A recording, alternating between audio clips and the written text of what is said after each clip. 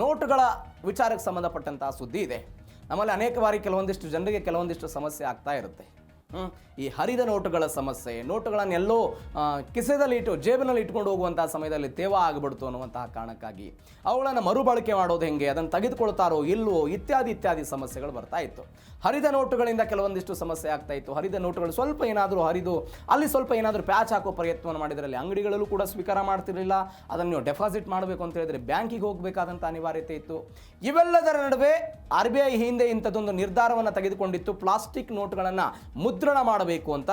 Once again reserve bank of India ಇದೇ plastic ನೋಟುಗಳ ಬಗ್ಗೆ ಒಂದು ಕ್ರಮವನ್ನು ತೆಗೆದುಕೊಳ್ತಾ ಇದೆ. ಮೊದಲ ಹಂತದಲ್ಲಿ ಕಡಿಮೆ ಮೊತ್ತದ ಅಂದರೆ ಕಡಿಮೆ ಮೌಲ್ಯದ ಈ ಪ್ಲಾಸ್ಟಿಕ್ ನೋಟುಗಳನ್ನು ಜಾರಿಗೆ ತರೋದಕ್ಕೆ RBI ಮುಂದಾಗಿದೆ. ಹಾಗಾದರೆ ಏನಿದು RBI ಯೋಜನೆ, ಡೀಟೇಲ್ಸ್ ಆಗಿ ನೋಡ್ತಾ ಹೋಗೋಣ. ಕಾಗದಕ್ಕೆ ಗುಡ್ ಬೈ, ಪ್ಲಾಸ್ಟಿಕ್ ನೋಟುಗಳ ಯುಗ ಆರಂಭ ಆಗ್ತಾ ಇದೆ. ಪ್ಲಾಸ್ಟಿಕ್ ನೋಟುಗಳ ಯುಗ ಭಾರತದಲ್ಲಿ ಆರಂಭ ಆಗ್ತಾ ಇರೋದು. ನೀವು ನೋಡಿ, ಜಾಗತಿಕವಾಗಿ ವಿಶ್ವದ 60 ದೇಶಗಳಲ್ಲಿ ಈಗಾಗಲೇ ಪ್ಲಾಸ್ಟಿಕ್ ನೋಟುಗಳ ಚಲಾವಣೆ ಇಡೀ ಜಗತ್ತಿನಾದ್ಯಂತ ಇದೆ. 60 ದೇಶಗಳಲ್ಲಿ ಇದ್ದಿದ್ದನ್ನು ನೋಡ್ತಾ ಇದ್ದೀವಿ. ಬೇರೆ ಬೇರೆ ದೇಶಗಳಲ್ಲಿ, ಅದು ಆಸ್ಟ್ರೇಲಿಯಾ ಸೇರಿದಂತೆ ಬೇರೆ ಬೇರೆ ದೇಶಗಳಲ್ಲಿ ಇಂಥದ್ದೊಂದು ವ್ಯವಸ್ಥೆ ಇದೆ. 1988ರಲ್ಲಿ ಆಸ್ಟ್ರೇಲಿಯಾದಲ್ಲಿ ಮೊಟ್ಟ ಮೊದಲ ಬಾರಿಗೆ ಇದನ್ನು ಪ್ರಾಯೋಗಿಕವಾಗಿ ಜಾರಿಗೆ ತರುವ ಪ್ರಯತ್ನ ಆಯಿತು. 1996ರಲ್ಲಿ ಆಸ್ಟ್ರೇಲಿಯಾ ಏನು ಮಾಡ್ತು, ಮೊಟ್ಟ ಮೊದಲ ಬಾರಿಗೆ ಎಲ್ಲ ಮುಖಬೆಲೆಯ ನೋಟುಗಳನ್ನು ಕೂಡ ಪ್ಲಾಸ್ಟಿಕ್ ಆಗಿ ಮಾಡಿದ್ದನ್ನು ನೋಡಿದ್ವಿ. ಅದಾದ ನಂತರ New Zealand, United Kingdom, Canada, Vietnam, Romania ಸೇರಿದಂತೆ ಅನೇಕ ದೇಶಗಳು ಈ ಪ್ಲಾಸ್ಟಿಕ್ ನೋಟುಗಳನ್ನು ಜಾರಿಗೆ ತಂದಿದೆ. ಅದರ ಭಾಗವಾಗಿ ಭಾರತ ಇದೀಗ ಇದನ್ನು ತೆಗೆದುಕೊಂಡು ಬರೋ ಪ್ರಯತ್ನವನ್ನು ಮಾಡ್ತಾ ಇದೆ. ನೋಡಿ, ಸ್ವಲ್ಪ ಇತಿಹಾಸಕ್ಕೆ ಹೋಗೋಣ. 18ನೇ ಶತಮಾನದಲ್ಲಿ ಭಾರತದಲ್ಲಿ ಒಂದು ವ್ಯವಸ್ಥೆ ಇತ್ತು. ಭಾರತದಲ್ಲಿ ಒಂದು ಬ್ಯಾಂಕ್ ಇತ್ತು, ಅದು ಬ್ಯಾಂಕ್ ಆಫ್ ಹಿಂದೂಸ್ತಾನ್ ಅಂತ ಒಂದು ಖಾಸಗಿ ಬ್ಯಾಂಕ್. ಅದು ಆ ಖಾಸಗಿ ಬ್ಯಾಂಕು ಭಾರತದಲ್ಲಿ ಏನು ಮಾಡ್ತಾ ಇತ್ತು, ನೋಟುಗಳನ್ನು ಮುದ್ರಣ ಮಾಡುವಂಥ ಹಂತದಲ್ಲಿತ್ತು. ಈ ಖಾಸಗಿ ಬ್ಯಾಂಕಿಗೆ ನೋಟುಗಳ ಮುದ್ರಣ ಇದ್ದಂಥ ವ್ಯವಸ್ಥೆಯನ್ನು 1861ರಲ್ಲಿ ಬ್ರಿಟಿಷರು ಏನು ಮಾಡ್ತಾರೆ, ಪೇಪರ್ ಕರೆನ್ಸಿ ಆ್ಯಕ್ಟ್ನ ಮುಖಾಂತರ ಖಾಸಗಿ ಬ್ಯಾಂಕ್ಗಳು ಯಾವುದೇ ಕಾರಣಕ್ಕಾಗಿಯೂ ಕೂಡ ನೋಟುಗಳನ್ನು ಮುದ್ರಣ ಮಾಡಬಾರದು ಅಂತ ಅವರು ಸ್ಥಗಿತ ಮಾಡ್ತಾರೆ. ಅದಾದ ನಂತರ 1935ರಲ್ಲಿ RBI ಸ್ಥಾಪನೆ ಆಗುತ್ತೆ. RBI ಸ್ಥಾಪನೆ ಆದ ನಂತರ ನೋಟು ಮುದ್ರಣ ಮಾಡುವಂತಹ ಜವಾಬ್ದಾರಿ RBIಗೆ ಬಂತು. ಯಾವಾಗ? 35ರಿಂದ. ಅಲ್ಲಿಯ ತನಕವೂ ಕೂಡ ವಿಕ್ಟೋರಿಯಾ ರಾಣಿಯ ಚಿತ್ರ ನೋಟಿನಲ್ಲಿ ಮುದ್ರಣ ಆಗ್ತಾ ಬಂದಿತ್ತು. ಇದು ಒಂದು ಬೆಳವಣಿಗೆ. 1938ರಲ್ಲಿ ನೋಟು ಬಿಡುಗಡೆ ಆಗುತ್ತೆ, ₹5 ಮುಖಬೆಲೆ. ಅದಾದ ನಂತರ ₹10, ₹100, ₹1000, ₹10,000 ಮುಖಬೆಲೆಯೂ ಕೂಡ ನೋಟು ಬಿಡುಗಡೆ ಆಯಿತು. 1947ರಲ್ಲಿ ಸ್ವಾತಂತ್ರ್ಯ ಸಿಕ್ಕು 49ರ ತನಕವೂ ಕೂಡ ಬ್ರಿಟಿಷ್ ರಾಜನ ಚಿತ್ರ ಭಾರತೀಯ ನೋಟುಗಳಲ್ಲಿತ್ತು. ಹೆಂಗೆ ನೋಟುಗಳ ಬದಲಾವಣೆ ಆಗ್ತಾ ಬಂತು ಅನ್ನೋದನ್ನು ಹೇಳ್ತಾ ಇದ್ದೀನಿ. ಮೊದಲು ಬ್ರಿಟಿಷ್ ರಾಣಿ, ಅದಾದ ನಂತರ ಬ್ರಿಟಿಷ್ ರಾಜನ ಚಿತ್ರ ಇತ್ತು. 1941ರಲ್ಲಿ ₹1 ಮುಖಬೆಲೆಯ ನೋಟುಗಳನ್ನು ನಾವು ಬಿಡುಗಡೆ ಮಾಡ್ತೀವಿ. ಅದರಲ್ಲಿ ಅಶೋಕ ಸ್ತಂಭ ಬರುತ್ತೆ. ಮೊಟ್ಟ ಮೊದಲ ಬಾರಿಗೆ ಅಶೋಕ ಸ್ತಂಭ ಬರುತ್ತು. 1953ರಲ್ಲಿ ಹಿಂದಿ ಸೇರಿದಂತೆ ಒಂದಿಷ್ಟು ಪ್ರಾದೇಶಿಕ ಭಾಷೆಗಳನ್ನು ಅಲ್ಲಿ ಅಳವಡಿಕೆ ಮಾಡೋ ಪ್ರಯತ್ನ. 1969ರಲ್ಲಿ ಗಾಂಧಿ ಚಿತ್ರವನ್ನು ಅಲ್ಲಿ ಕಡ್ಡಾಯ ಮಾಡಿದ್ದನ್ನು ನೋಡಿದ್ದೀವಿ. 2016ರಲ್ಲಿ ನೋಟು ಅಮಾನ್ಯೀಕರಣ ಆಯ್ತಲ್ಲ, ನೋಟು ಅಮಾನ್ಯೀಕರಣದ ನಂತರ ಕೆಲವೊಂದಿಷ್ಟು ಬದಲಾವಣೆಗಳಾಗಿತ್ತು. ಆ ಬದಲಾವಣೆಯ ಹಂತದ ಭಾಗವಾಗಿ 2026ರಲ್ಲಿ ಮತ್ತೊಂದು ಹಂತದ ಬದಲಾವಣೆಗೆ ಹೋಗ್ತಾ ಇದ್ದೀವಿ. ಇದೀಗ ಸಂಪೂರ್ಣವಾಗಿ ನೋಟಿನ ಬದಲಾವಣೆ, ಅದು ಕಾಗದದ ಬದಲಾಗಿ ಪ್ಲಾಸ್ಟಿಕ್ ನೋಟುಗಳತ್ತ ಹೋಗ್ತಾ ಇದೆ. ಇದಕ್ಕೆ ಬೇರೆ ಬೇರೆ ಕಾರಣ ಇದೆ. ಪಾರದರ್ಶಕ ಇದೆ, ಅತ್ಯಾಧುನಿಕ ಭದ್ರತೆ ಇದೆ, ಇತ್ಯಾದಿ ಅಂತ ಅದನ್ನು ತೆಗೆದುಕೊಂಡು ಬರೋ ಪ್ರಯತ್ನ. ಇವೆಲ್ಲದರ ಜೊತೆಗೆ ಮಳೆ ಬಿಸಿಲಿಗೆ ಹಾಳಾಗಲ್ಲ, ಇದನ್ನು ನಕಲಿ ಮಾಡೋದಕ್ಕೆ ಅಸಾಧ್ಯ ಅಂತ. 5ರಿಂದ 7 ವರ್ಷಗಳ ಕಾಲ ದೀರ್ಘವಾಗಿ ಇದನ್ನು ಬಳಕೆ ಮಾಡಬಹುದು. ಕಾಗದದ ನೋಟುಗಳಿಂತಲೂ ಕೂಡ 4 ಪಟ್ಟು ಹೆಚ್ಚು ಶಕ್ತಿ ಇದರಲ್ಲಿ ಇರುತ್ತೆ ಅಂತ. ಈಗ ಕೋಟಾ ನೋಟ ಹಾವಳಿಯನ್ನು ನಾವು ದೊಡ್ಡ ಮಟ್ಟದಲ್ಲಿ ನೋಡ್ತಾ ಇರ್ತೀವಿ. ಕೋಟಾ ನೋಟ್ ಹಾವಳಿ ಆಗ್ತಾ ಇರುತ್ತೆ, ಅಲ್ಲಲ್ಲಿ ಕೋಟ್ಯಾಂತರ ರೂಪಾಯಿ ಕೋಟಾ ನೋಟುಗಳನ್ನೆಲ್ಲ ಮಾಡ್ತಾ ಇರ್ತಾರೆ. ಬಟ್ ಇದರಲ್ಲಿ ಅಸಾಧ್ಯ ಎನ್ನುವಂಥ ವರದಿಗಳು. ಇದರಲ್ಲಿ ಜಲ ನಿರೋಧಕ ವ್ಯವಸ್ಥೆ ಇದೆ. ಈಗ ಯಾವುದೋ ಒಂದು ಕಾಗದ ನೋಟ್ ಇದ್ದಾಗ ಅದನ್ನು ಹತ್ತಿಯಿಂದ ಎಲ್ಲ ತಯಾರು ಮಾಡಿರ್ತಾರೆ. ನೀವು ವಾಷಿಂಗ್ ಮಷಿನ್ಗೆ ಹಾಕಿದಾಗನೋ ಮಳೆಯಲ್ಲಿ ಸಿಕ್ಕಾಕೊಂಡು ಸಂಪೂರ್ಣವಾಗಿ ನೆನೆದು ಹೋಗ್ಬಿಡುತ್ತೆ. ಬಟ್ ನೀವು ಪ್ಲಾಸ್ಟಿಕ್ ವಿಚಾರಕ್ಕೆ ಬಂದರೆ ಅಂಥ ವ್ಯವಸ್ಥೆ ಇಲ್ಲ. ಹೀಗಾಗಿ ಬಿಸಿಲು ಮತ್ತು ಉಷ್ಣಾಂಶ ನಿರೋಧಕ ವ್ಯವಸ್ಥೆ ಇದೆ. ಬಿಸಿಲಿನಲ್ಲಿ ಕರಗಲ್ಲ, ಮುದುಡಿ ಹೋಗ್ಬಿಡೋದಿಲ್ಲ. 140 ಡಿಗ್ರಿ ಸೆಲ್ಸಿಯಸ್ ತಾಪಮಾನ ಇದ್ದಾಗಲೂ ಕೂಡ ಈ ಪ್ಲಾಸ್ಟಿಕ್ ಕರೆನ್ಸಿಗೆ ಯಾವುದೇ ತೊಂದರೆ ಆಗಲ್ಲ ಅಂತೆಲ್ಲ ಹೇಳ್ತಾ ಇದ್ದಾರೆ. ಇವೆಲ್ಲದರ ಜೊತೆಗೆ ನಕಲಿ ಅಸಾಧ್ಯ ಅಂತ. ಈ ಒಂದು ಪ್ಲಾಸ್ಟಿಕ್ ನೋಟಲ್ಲಿ ಯಾವುದೋ ಒಂದು ವಿಂಡೋ ಅಂತ ಏನೋ ವ್ಯವಸ್ಥೆ ಇದೆ ಅಂತೆ. ಆ ವಿಂಡೋದ ಮುಖಾಂತರ ಯಾವುದೇ ಕಾರಣಕ್ಕೂ ನೀವು ನಕಲಿ ಮಾಡೋದಕ್ಕೆ ಸಾಧ್ಯ ಇಲ್ಲ ಅಂತ ಅವರೆಲ್ಲ ಹೇಳ್ತಿದ್ದಾರೆ. ಇವೆಲ್ಲದರ ಜೊತೆಗೆ ಇದನ್ನು ನೀವು ಬೇರೆ ಬೇರೆ ಆಂಗಲ್ಗಳಲ್ಲಿ ಪ್ಲಾಸ್ಟಿಕ್ ನೋಟನ್ನು ನೋಡಿದಾಗ ಅದು ಬಣ್ಣ ಬದಲಿಸುತ್ತೆ ಅಂತ.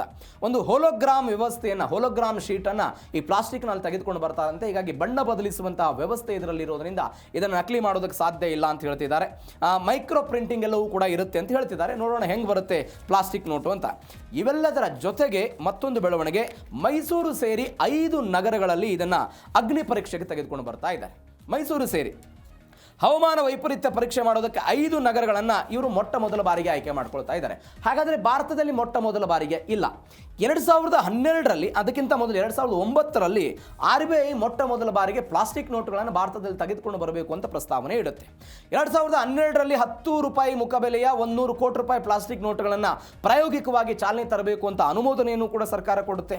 ವಿವಿಧ ಹವಾಮಾನ ಇಲಾಖೆಯಲ್ಲಿ ಇವತ್ತು ನೀವು ಯಾವ್ಯಾವ ಪ್ರದೇಶವನ್ನು ನೋಡ್ತೀರಿ ಅವತ್ತು ಕೂಡ ಅದೇ ಪ್ರದೇಶ. ಮೈಸೂರನ್ನು ಆಯ್ಕೆ ಮಾಡಿದ್ರು, ಕೇರಳದ ಕೊಚ್ಚಿಯನ್ನು ಆಯ್ಕೆ ಮಾಡಿದ್ರು, ರಾಜಸ್ಥಾನ ಜೈಪುರ ಆಯ್ಕೆ, ಒಡಿಶಾದ ಭುವನೇಶ್ವರ ಆಯ್ಕೆ ಆಗಿತ್ತು, ಅಸ್ಸಾಂನ ಶಿಮ್ಲಾವನ್ನು ಕೂಡ ಅವತ್ತು ಹವಾಮಾನದಲ್ಲಿ ಏನೇನಾಗುತ್ತೆ ಅನ್ನೋ ಕಾರಣಕ್ಕಾಗಿ 2012ರಲ್ಲಿ ಆಯ್ಕೆ ಮಾಡಿದ್ರು. ಆದರೆ ಅವತ್ತು ಯಶಸ್ವಿ ಆಗಲಿಲ್ಲ. ಯಾಕೆ ಯಶಸ್ವಿ ಆಗಲಿಲ್ಲ? ಒಂದು ಕಾರಣ ಇತ್ತು. ಈ ನಮ್ಮ ATMನಲ್ಲಿ ಪ್ಲಾಸ್ಟಿಕ್ ನೋಟುಗಳನ್ನು ವಿತ್ಡ್ರಾ ಮಾಡೋದಕ್ಕೆ ವ್ಯವಸ್ಥೆ ಇರಲಿಲ್ಲ. ಅವತ್ತು ಪ್ಲಾಸ್ಟಿಕ್ ನೋಟುಗಳನ್ನು ಹೆಂಗೆ ವಿತ್ಡ್ರಾ ಮಾಡ್ತೀರಿ? ಆ ಆಟೋಮೆಟಿಕ್ ತಂತ್ರಜ್ಞಾನ ಅವತ್ತು ಪ್ಲಾಸ್ಟಿಕ್ಕಿಗೆ ಹೊಂದಿಕೊಂಡಂತೆ ಇರಲಿಲ್ಲ. ನೋಟುಗಳನ್ನು ಎಣಿಸೋದಕ್ಕೆ, ಯಂತ್ರದಿಂದ ಹೊರಗೆ ಬರೋದಕ್ಕೆ ATMನಲ್ಲಿ ವ್ಯವಸ್ಥೆ ಇರಲಿಲ್ಲ. ಬಟ್ ಇವತ್ತು ಅಂಥದ್ದೊಂದು ವ್ಯವಸ್ಥೆಯನ್ನು ತೆಗೆದುಕೊಂಡು ಬಂದಿದ್ದಾರೆ ಅಂತ ಒಂದು.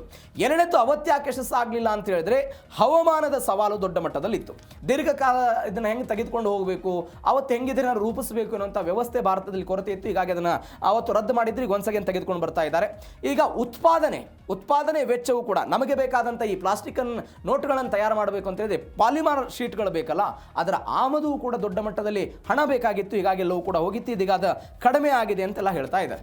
ಇವೆಲ್ಲದರ ನಡುವೆ RBIಗೆ ಏನು ಉಳಿತಾಯ ಆಗುತ್ತೆ? ಇದರಿಂದ ಆರ್ಥಿಕವಾಗಿ ಲಾಭ ಏನಾಗುತ್ತೆ? 6,000 ಕೋಟಿ ರೂಪಾಯಿ ಉಳಿತಾಯ ಆಗುತ್ತೆ RBIಗೆ ವರ್ಷಕ್ಕೆ ಅನ್ನುವಂಥ ಸುದ್ದಿ. ವರ್ಷಕ್ಕೆ 6,000 ಕೋಟಿ ರೂಪಾಯಿ ಹೆಂಗೆ ಉಳಿತಾಯ ಆಗುತ್ತೆ? RBI ಇತ್ತೀಚೆಗೆ ಒಂದು ವರದಿಯನ್ನು ಬಿಡುಗಡೆ ಮಾಡಿತು. ನೋಟು ಮುದ್ರಣಕ್ಕೆ 6,372 ಕೋಟಿ ರೂಪಾಯಿ ಒಂದು ವರ್ಷಕ್ಕೆ ಖರ್ಚಾಗಿದೆ ಅಂತ. 10 ವರ್ಷಕ್ಕೆ RBI ಕಾಗದದ ನೋಟುಗಳ ಮುದ್ರಣಕ್ಕೆ 52,095 ಕೋಟಿ ರೂಪಾಯಿ ಖರ್ಚು ಮಾಡಿದೆ. ನೀವು ಇಮ್ಯಾಜಿನ್ ಮಾಡಿ, 52,000 ಕೋಟಿ ರೂಪಾಯಿ ಪರ್ ಇಯರ್. 2000ದಿಂದ 2,400 ಕೋಟಿ ರೂಪಾಯಿ ಹಳೆಯ ಮತ್ತು ಹರಿದ ಹೋದಂಥ ಕಾಗದದ ನೋಟುಗಳನ್ನು RBI ಮಾರ್ಕೆಟ್ನಿಂದ ವಾಪಸ್ ಪಡೆದುಕೊಳ್ಳುತ್ತೆ. ಎಷ್ಟು? 2,400 ಕೋಟಿ ರೂಪಾಯಿ. 2,400 ಕೋಟಿ ರೂಪಾಯಿ ಹಣವನ್ನು ವಾಪಸ್ ತೆಗೆದುಕೊಂಡ್ರೆ ಅಷ್ಟೇ ಪರಿಪ್ರಮಾಣದಲ್ಲಿ ಮಾರುಕಟ್ಟೆಗೆ ಹಣ ಬರಬೇಕಲ್ಲ, ಅದರ ಉತ್ಪಾದನೆಗೆ ಹಣವನ್ನು ಕೂಡ ಖರ್ಚು ಮಾಡಬೇಕಾದಂಥ ಅನಿವಾರ್ಯತೆ. ಆದರೆ ನೀವು ಪ್ಲಾಸ್ಟಿಕ್ಕನ್ನು ಬಳಕೆ ಮಾಡಿದಂತಹ ಸಮಯದಲ್ಲಿ ಅದು ಕಡಿಮೆ ಆಗುತ್ತೆ ಅನ್ನುವಂಥ ವಿಚಾರ. ಪ್ಲಾಸ್ಟಿಕ್ ನೋಟ್ ಕಾಗದದ 2ರಿಂದ 4 ಪಟ್ಟು ಹೆಚ್ಚು ಕಾಲ ಚಲಾವಣೆಯಲ್ಲಿ ಇರುತ್ತೆ. ಆರಂಭಿಕ ವೆಚ್ಚ ಸ್ವಲ್ಪ ಹೆಚ್ಚಳ ಇದ್ದಾಗಲೂ ಕೂಡ ದೀರ್ಘಕಾಲಕ್ಕೆ ಬಳಕೆ ಮಾಡುತ್ತೆ ಅನ್ನುವಂಥ ಆಲೋಚನೆಯಲ್ಲಿ ಕೇಂದ್ರ ಸರ್ಕಾರ ಮತ್ತು RBI ಇದೆ.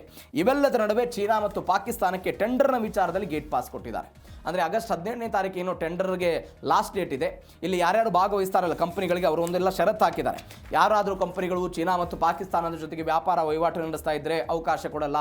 ಆ ಕಂಪನಿ ಯಾವುದಾದ್ರೂ ಉದ್ಯೋಗಿ ಈ ಹಿಂದೆ ಚೀನಾ ಮತ್ತು ಪಾಕಿಸ್ತಾನದಲ್ಲಿ ಕೆಲಸ ಮಾಡಿ ಬಂದಿದ್ದರೆ ಆ ಕಂಪನಿಗೆ ಯಾವುದೇ ಕಾರಣಕ್ಕಾಗಿಯೂ ಕೂಡ ಈ ಟೆಂಡರ್ನಲ್ಲಿ ಅವಕಾಶವನ್ನು ಕೊಡಲ್ಲ ಅಂತೆಲ್ಲ ಕೆಲವೊಂದಿಷ್ಟು ಷರತ್ತುಗಳನ್ನು ವಿಧಿಸುವ ಮುಖಾಂತರ ಟೆಂಡರ್ನಲ್ಲೂ ಕೂಡ ಪಾರದರ್ಶಕತೆಯನ್ನು ಕಾಯ್ದುಕೊಳ್ಳುವ ಪ್ರಯತ್ನವನ್ನು ಮಾಡಿದೆ.